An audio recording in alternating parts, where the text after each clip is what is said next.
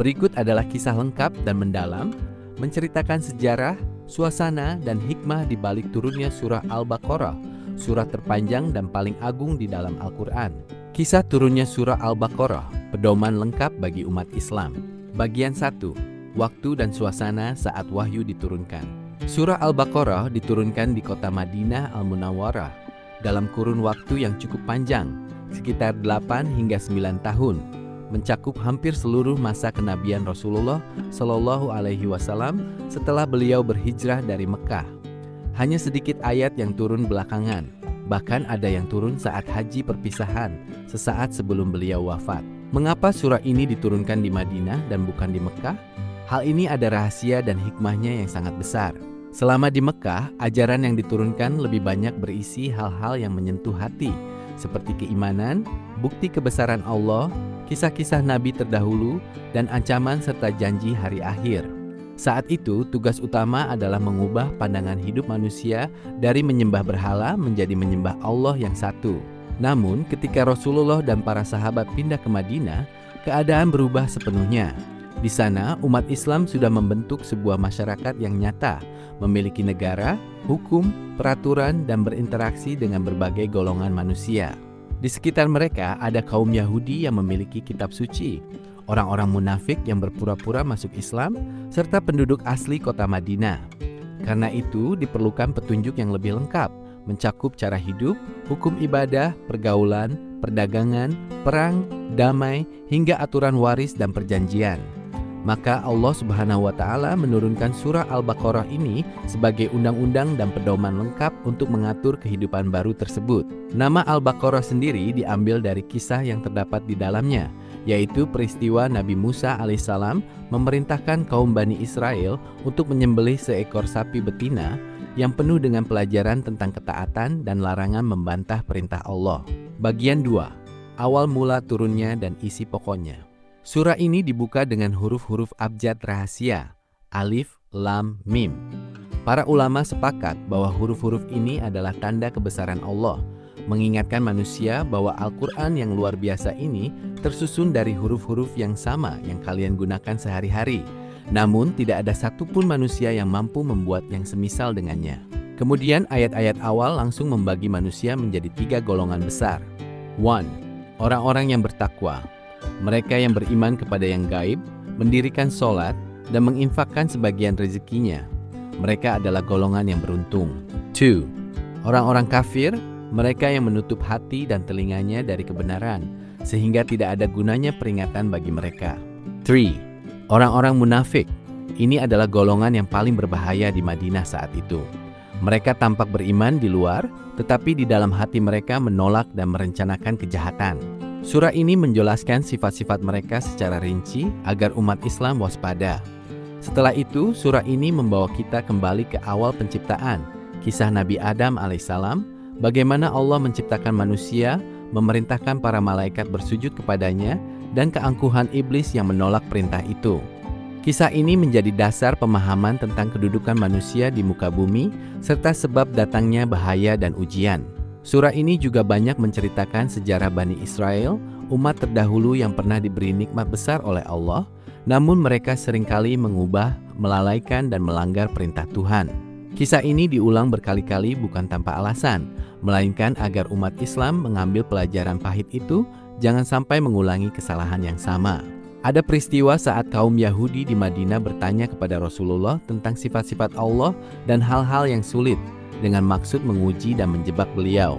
Maka Allah pun menjawab pertanyaan mereka langsung di dalam surah ini, termasuk ayat yang paling agung, ayat kursi, yang menjadi puncak penjelasan tentang keesaan dan kekuasaan Allah Subhanahu wa Ta'ala.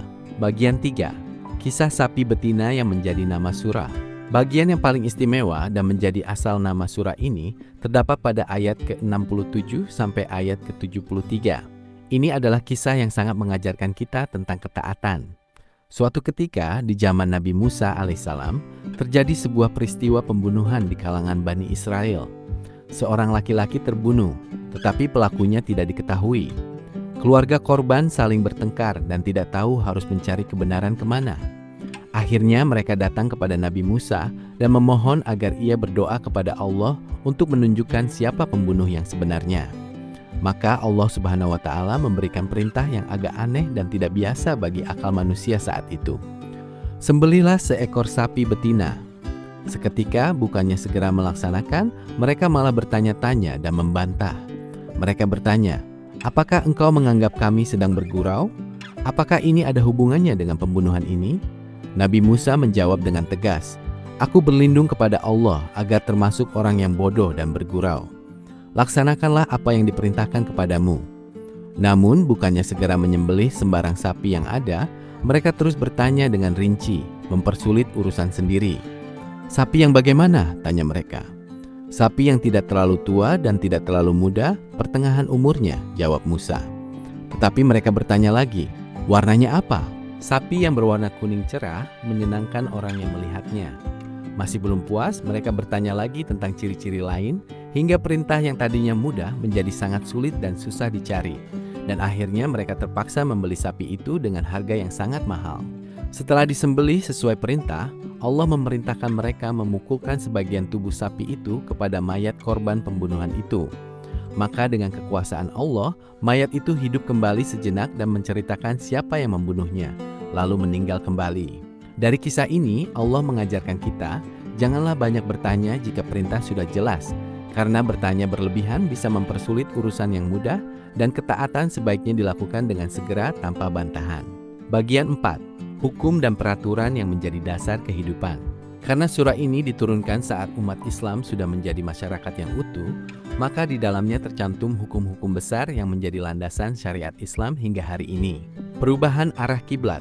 Salah satu peristiwa besar yang diceritakan di sini adalah perubahan arah kiblat dari Baitul Maqdis di Palestina ke Ka'bah di Mekah. Selama kurang lebih 16 atau 17 bulan di Madinah, umat Islam sholat menghadap ke Palestina.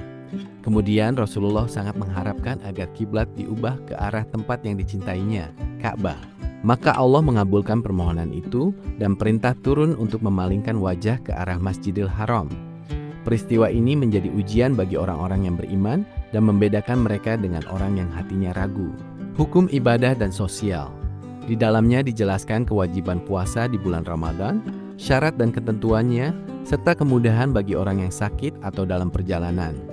Dijelaskan pula hukum perang di jalan Allah, kapan diperbolehkan dan bagaimana caranya, karena saat itu umat Islam harus mempertahankan diri dari serangan musuh. Juga terdapat aturan tentang haji dan umrah, cara melaksanakannya, serta larangan melanggar larangan-larang suci. Larangan yang keras.